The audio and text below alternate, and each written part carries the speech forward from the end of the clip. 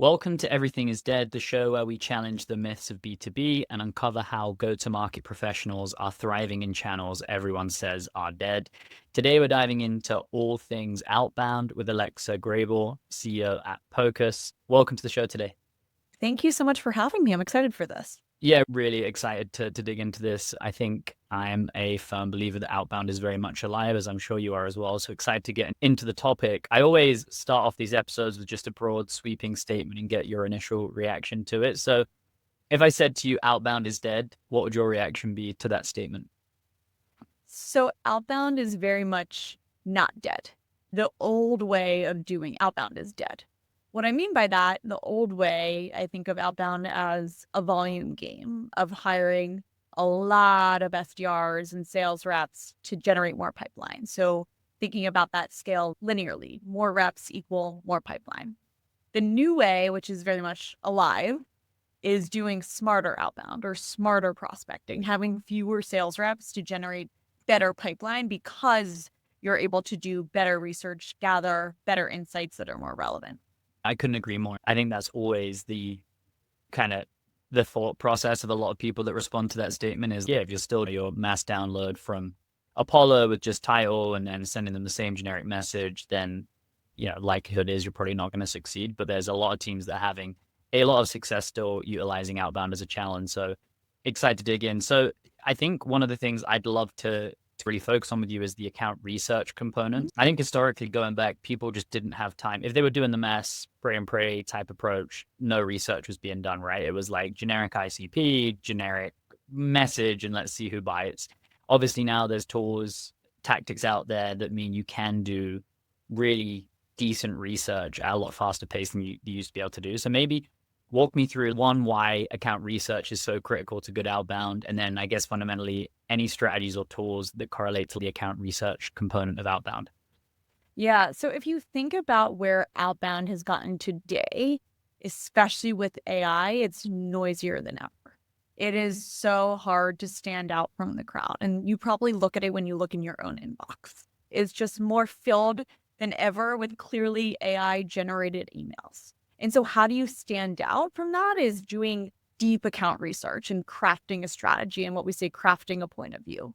So understanding, what do I think is a top initiative of my prospect's organization? What do I think that this individual I'm reaching out to cares about? What will help him or her get promoted, look good, solve their problem?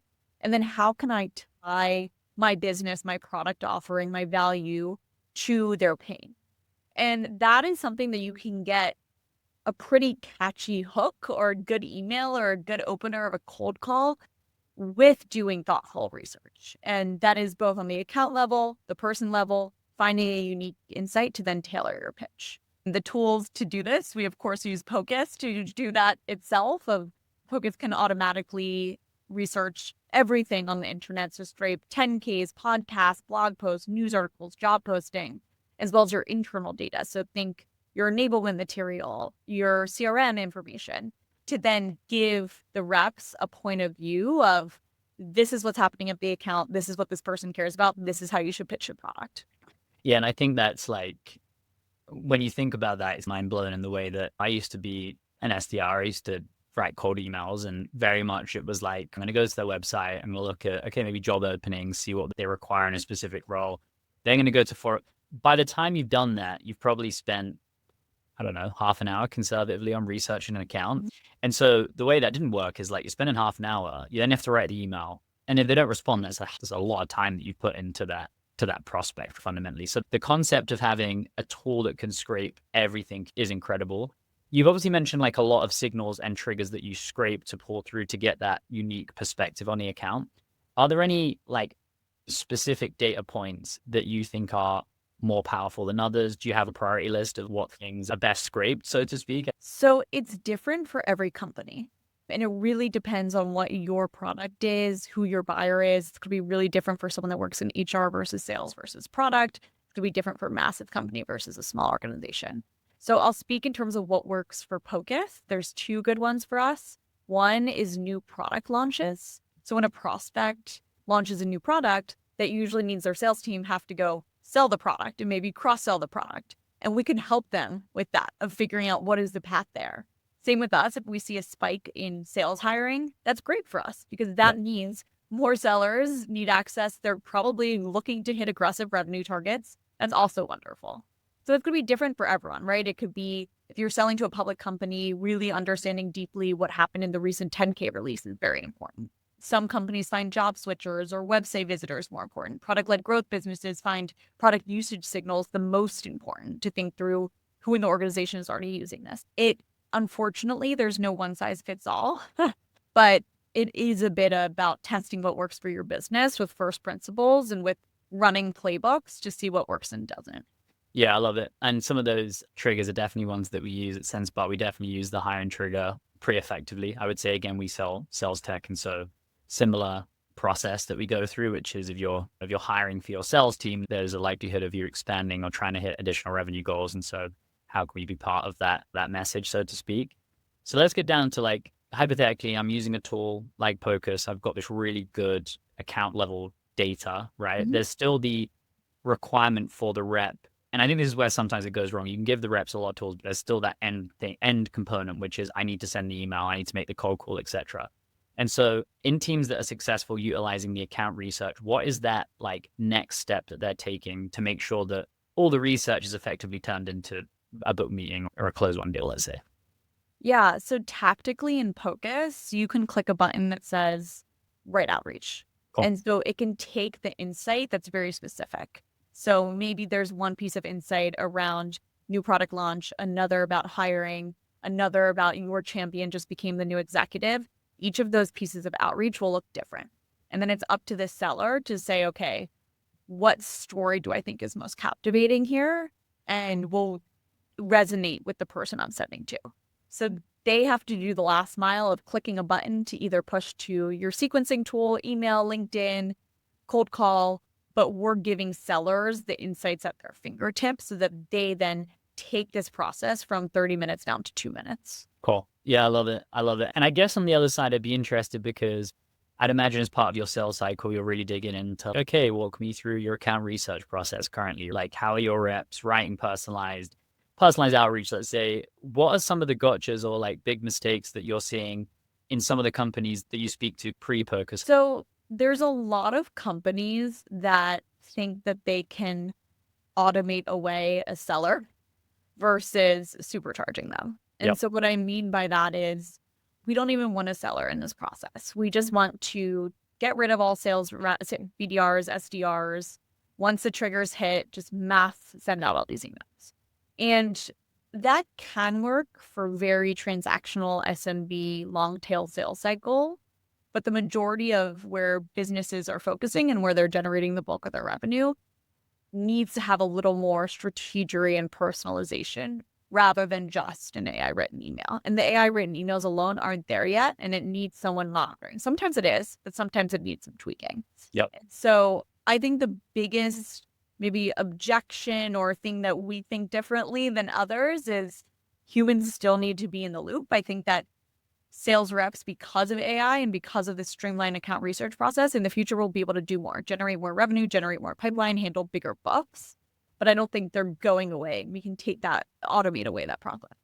Yeah, and I love that perspective. I think obviously AI SDRs are all the rage at the moment, or seemingly all the rage. I definitely have the same opinion as you that what AI enables you to do is augment your current employees and maybe not hire as many because a lot of the manual tasks and processes are being handled through solutions. But where do we go? I think that's the question, which is really interesting. You just mentioned AI isn't great yet at writing emails. What does the future look like next year? Let's say if we're having this conversation, has it moved to a model where actually AI models are so good now that they are writing expert level emails? Do you see a future where actually Pocus becomes an AI SDR company? Is there that in the future, I guess? Because does the technology improve to an extent of actually replacing humans, or do you just always think there'll need to be a human touch involved? So I do think the AI is there in ways. So I will say that. Something that we spend a lot of time on is investing in what we call our relevancy layer, which is making sure that the insights and the emails are super relevant to your business and your prospect. They're insightful, they're timely, they're actionable. And so I think the AI over time does get there. I do think that I could see a world where we have AI SDR in Pocus just for the long tail scaled outreach, but I don't think that's what builds a massive business. To No, me, and yeah, I'm glad you said that because I fundamentally agree. And I had this discussion with somebody the other day, which is if you're selling, and there's a revenue point, right? But I would even say like over 15K from an annual subscription standpoint, like businesses aren't going to transact or like there's nuance to that conversation that needs to happen correlating it to like ROI. And there's not a world I think we live in where you're selling enterprise software bot to bot, right? And like fundamentally for AI SDRs to work in the way that people think they're going to work, which is removal of salespeople, you almost need to have it be like, yes, I want this. Yes, I want that. DocuSign link, sign it, transact, which I just don't know. I don't think we'll ever get there fundamentally. So I'm glad you say that because I do think there's this misnomer of, oh, in the future, no salespeople. But so a business is literally going to let a bot transact on their behalf, which I can't get there yet from a mindset standpoint. yeah, I think it depends on the segment, it depends on the business, but there will still be humans in the loop. I do think, though, what happens is you need fewer sales reps to run a very productive business Yeah. because instead of your sales rep having 300 accounts in their book, maybe they can have 3,000 because the AI is nudging them when they have to engage and then giving them the first level of research and email so that they can do monitoring in the second level of reasoning because the AI already did the first. And that's also something we haven't talked about, but what's really important is Pocus has an alerting feature. So if you're not thinking about some accounts one week because you're focusing on others, the AI can nudge you when you have to go and focus and send this one email. Therefore, you can just have more accounts in your book because you don't have to have the mind share. So to me, it's the smarter reps just become way more effective at generating even more revenue, and maybe the not as good reps go away. Yeah. Yeah, I would agree, to be honest with you. And I think it also removes excuses. I know that sounds terrible to say, but I couldn't get to that because I had to research his account. It's now we've got tools in place where that just doesn't make sense, right? Like productivity should be through the roof. So you've mentioned a couple of things, right? Like deep account research and the ability for tools like Pocus to dig into a lot of different data sets in order to pull out really good information. I'm wondering if you've got like any use cases, case studies of companies that use Pocus and have been able to, I don't know, find really interesting things out about an account that led to them closing, like any real life examples that you'd be willing to share. Yeah, for our customers like Asana, Canva, Monday.com, Miro, some of those were generating up to 54% of their pipeline. And that is because we are surfacing signals to them at the right time with the right insight, with the first draft of the right message to send. Yeah. And so it works. And I was just looking at one of our customers, the Slack channel. Since June, they generated millions in pipeline from one new business unit that rolled out Pocus. So there's real ROI there. Again, the signals, the email, I have general frameworks that work, but it's different once you get in the weeds for everyone. Yeah. Yeah, absolutely. And let's say, because I think this audience is pretty spread out between them, but there'll be some early stage software companies, right, that are maybe just kicking off their outbound motion, maybe don't have budget for a great tool like Pocus. So what would your advice be to those companies that maybe they're either doing founder-led sales or even they've got one SDR in seat at the moment? Are there any like duct tapey ways that you would suggest them approaching like account research? And first thing that comes to mind is like a tool like Perplexity, right? That's a pretty good tool, I would say, if you're like trying to duct tape it. It doesn't have any, you can't operationalize it. You can't really do it at scale. But for individual account research, like I use it sometimes. I'm just about to jump on a Definitely. call. I'll quickly type it in and be like, tell me about this company, et cetera, et cetera. Is that the kind of approach you'd suggest people take in? Yeah, for sure. Perplexity, Pocus has a free account research tool that does the bare bones. So you put in your company and you put in the company that you're trying to sell to, and we'll give you the outlining framework for it. And so I'd say definitely start there. I'd say for founder-led sales, even as busy as you are, don't skip the research step because that is the most important, to show up to a meeting prepared, having done that first level of thinking and uncovering what you think the potential pain could be to drive a good discovery session, to create a great email, to get that right introduction. It's better to come prepared than skip the preparation piece.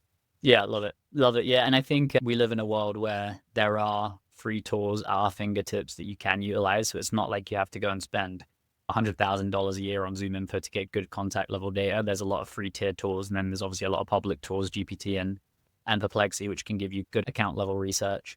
I guess as we move on to the outbound standpoint, you're doing outbound, I'd imagine, at Pocus, utilizing your own tool as well.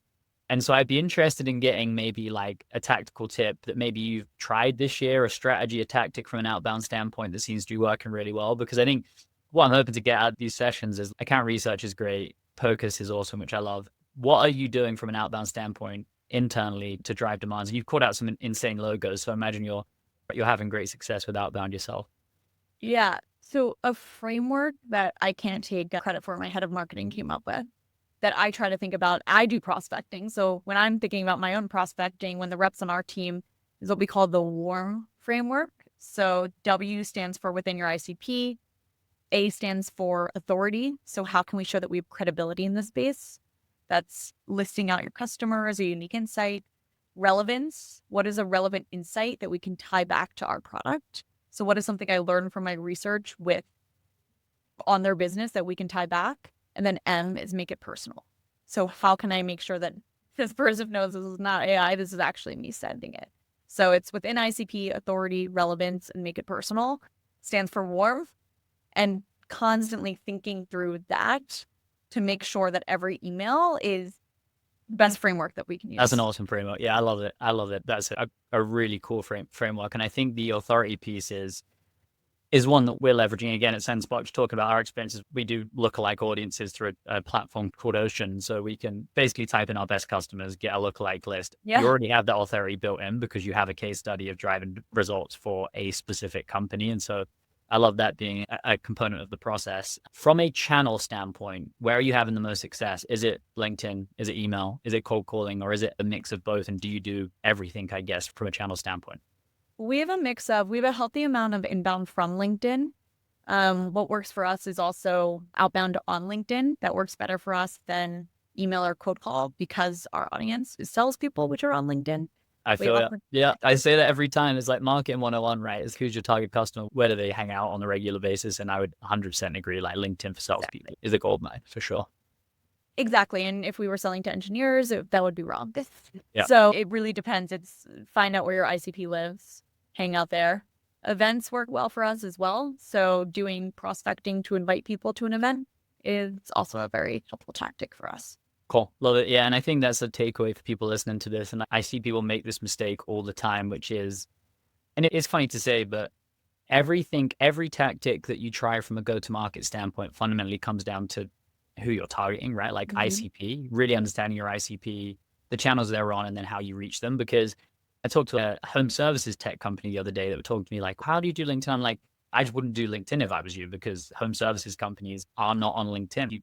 Much better doing cold calling because that's where they'll pick up the phone. So it's like, I do think it seems simplistic to say, but I do think it's an important note, which is like all of the stuff we're talking about, the channel that you choose to reach out to the person through is super important and fundamentally comes down to really understanding and knowing your ICP extremely well, in my opinion. I'd love to ask you one final question, just as we move into 2025, any changes to your outbound strategy, same of what you've been doing and scaling it? As we're in December, I'm sure you're kind of having these conversations internally. We're constantly focusing on what signals and playbooks we want to spin up and try and iterate faster. And so where my head is going is just consistently drinking your own champagne or dog food or your own product to think through, okay, how can we use this more to generate more insights into what signals and what playbooks and what relevancy works. Something I keep pushing the team is relevancy. So like within the warm framework, the R is the most important. And what that really means is what is a relevant insight from your prospect, their company, or who they are, and how we can tie our product to them.